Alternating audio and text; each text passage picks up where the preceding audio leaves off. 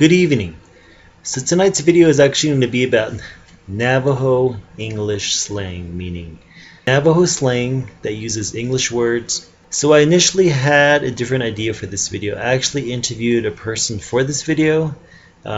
She was an Anglo girl who was from Baltimore, Maryland, and essentially I was asking her questions, asking her what she thought these slang terms meant. Unfortunately, it was super windy. The video was crappy. I couldn't use any of the footage because it was just too windy and none of the audio was caught.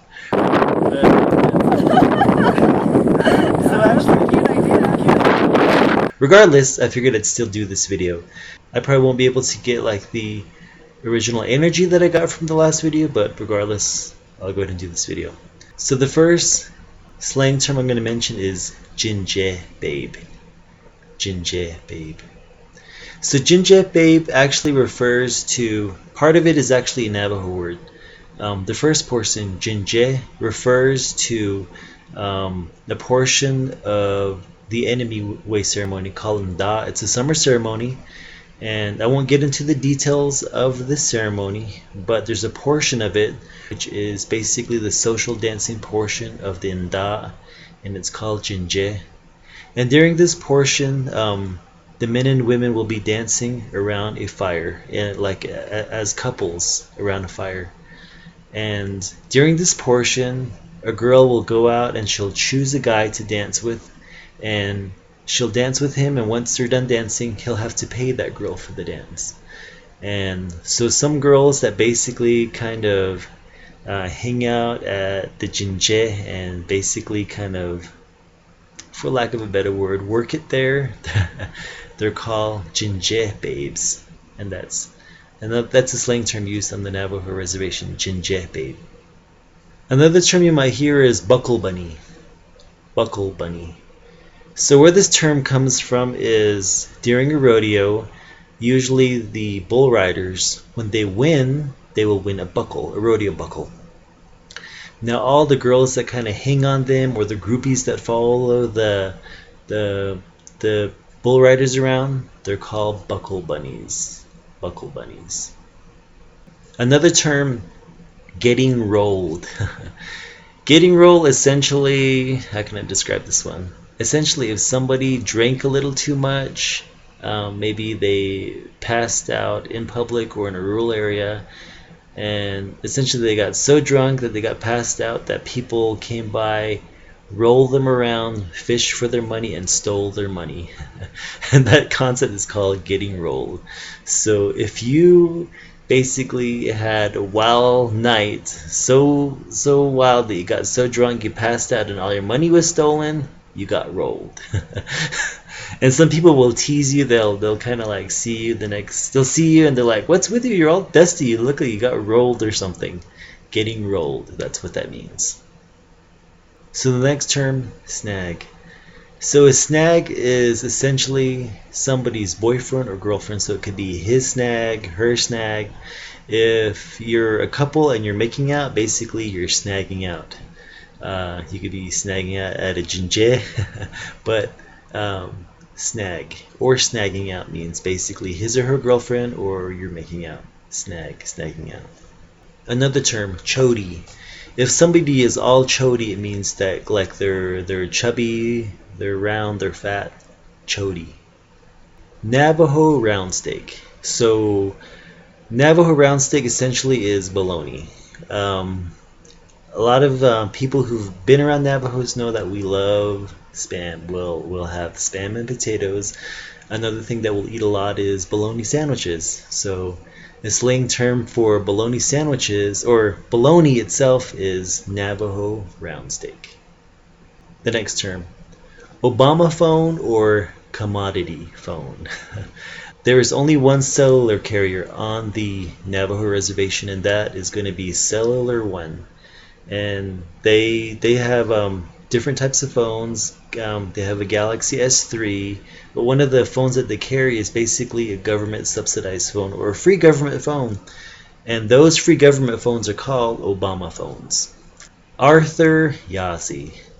Now Arthur Yazzie is kind of bridging on sort of Navajo slang. So Arthur Yazzie is actually the Navajo slang for arthritis, and you'll hear the older folks saying this. They'll usually say it in the form of like Arthur Yazzie shati nata.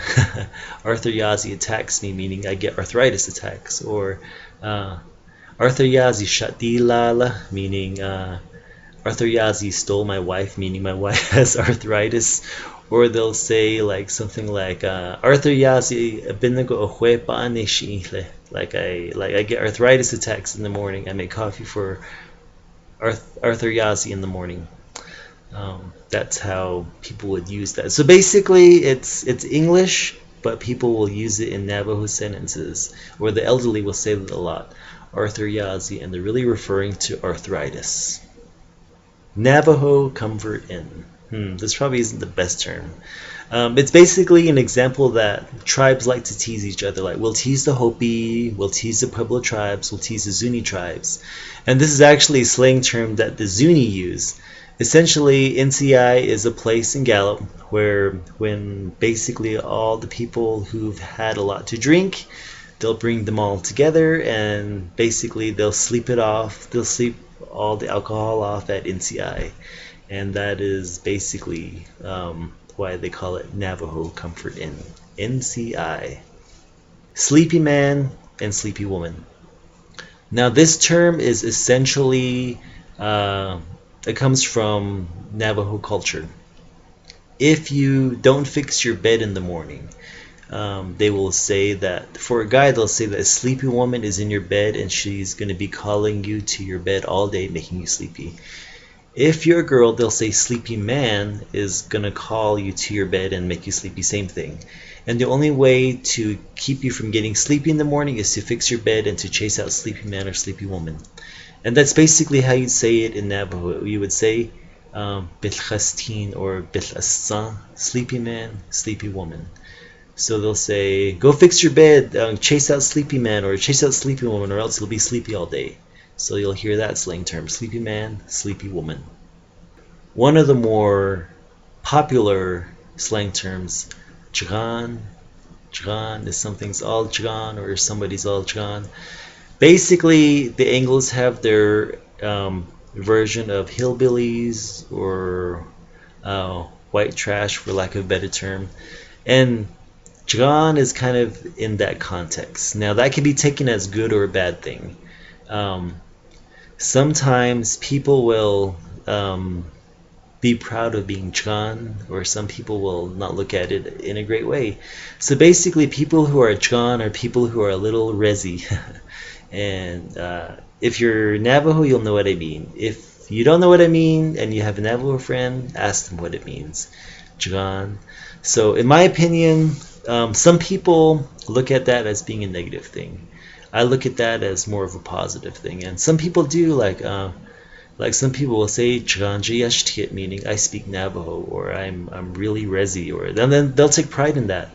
And some people who do take pride in that, they should, because the people who are more resi are the ones who know the language, who know the culture, and they'll be the one who will be carrying it on. And people who tend to be Jighá are people who tend not to have electricity or running water. They rough it a little. They know how to survive. If the electricity were to go down, they're the ones who would survive. But that's one term that you may hear on the reservation. Jighá, being Jighá, or somebody's all Jighá. That's Jighá. Another term, in-law chaser. Now, in-law chaser actually comes from, again, Navajo culture again. It comes from the term Eiiii, which is basically a type of storm that it can be a really bad snowstorm or it can be a bad rainstorm. And essentially, it's so severe that it seems like the world is going to end, and then 5 minutes later, it's gone. Navajos basically have the habit of teasing their in-law. So sometimes they'll still tease him and say that, anything will spook your in-law. Sometimes the weather will chase the in-law back home or back inside, and so that kind of weather they call it a Yeenii, which kind of translates roughly to in-law chaser. So you may hear of in-law chasers on the reservation, and they're talking about a big storm that seems like so severe, it's so windy, it's raining so hard, it's snowing so hard, it's like it's a big blizzard or a big hurricane, and then all of a sudden it's gone over peaceful. In-law chaser. Yeenii. So Yeenii, if something is Yeenii, it means something is really like sketched out or scary or Yeenii. It comes from the term Yeenii, which is a skinwalker. So anything that is like, if something is all Yeenii, it means it's all creepy or it's freaky, or or if somebody came in dressed in all weird and bizarre and scary, all Yeenii. They'll use it in that term, Yeenii. But for clarification, if you have a Navajo friend, or ask what it means, Yeenii. The next term, Chísh. Now, if you've been around Navajos, this is probably one of the first phrases that you've learned, Chísh. Basically, it kind of like describes really rough and dry skin, like roughies or something, Chísh. So, like, somebody will have like Chísh elbows or Chísh feet, Chísh. It comes from the Navajo word Chísh, which describes like something as rough, but it usually refers to like dry skin, Chísh. The next term, Niłní. Now this term is basically kind of like the example of saying something like, how would I say, if somebody said something like, oh man, I'm gonna be so sore tomorrow, and somebody would respond with, that's what she said, kind of thing. So in Navajo, the similar way of saying something like that would be saying Níłní, like that's what he said, that's what she said, Níłní, and that's kind of, I guess, slang in a sense, Níłní.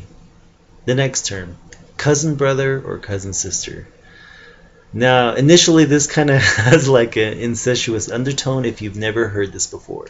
But the term cousin brother or cousin sister is heard common on the Navajo Reservation, and it has nothing to do with incest because we have a really complex clan system that would prevent incest. So on that saying, cousin brother is basically your male cousin. Your cousin sister is your female cousin. So it's basically meant to distinguish if your cousin is male or female. So if I was referring to my cousin who is male, I would say that's my cousin brother. Or same thing if she was female, I'd say that's my cousin sister. So it's basically a way of distinguishing if your cousin is male or female. Cousin brother, cousin sister. The next term, Ayee. Now this one, you're just going to have to ask your Navajo friend. That's usually said at the end of a joke, like, Ayee. Yeah, usually if somebody's joking around and they're laughing and they're teasing, they'll end it with Ayee. But basically, just ask one of your Navajo friends how you would use that in context. So the next couple of phrases are basically phrases that you would use if something didn't meet your expectations. Like if somebody was if somebody said, oh my gosh, my car is so awesome, and you look and you see it and it's all wretched looking, then you would say wah. Something that didn't meet your expectations would be wah. Or it could be if somebody was oh my gosh, I can shoot 3 baskets in a row, and they go and they miss it by a mile or something, then you would say wah. You could also say the same thing and it basically means the same thing. And another variant would be Chísh. Chísh, some people would say that whatever. Chísh, Chísh. And then the last variant would be something, it's very old Navajo slang. Chúrn, Chúrn. And you would use this phrase if somebody would be oh my gosh, they called your name over there, and then if they started walking, they would yell Chúrn. And it's kind of the same way of saying psych. That kind of connotation, or if you pointed over there and they looked that way, and then you'd say Chúrn. It's older Navajo slang, but that's one that's been around for a while. And those are basically some examples of Navajo slang. Some of them are English words, some of them are Navajo words used in English settings, or some of them are basically derived from like Navajo culture. So I hope that kind of gives you some information about Navajo slang. Hope you enjoyed this video. Have any questions, hit me up. If you have more to add, let me know too. Alright, have a good evening.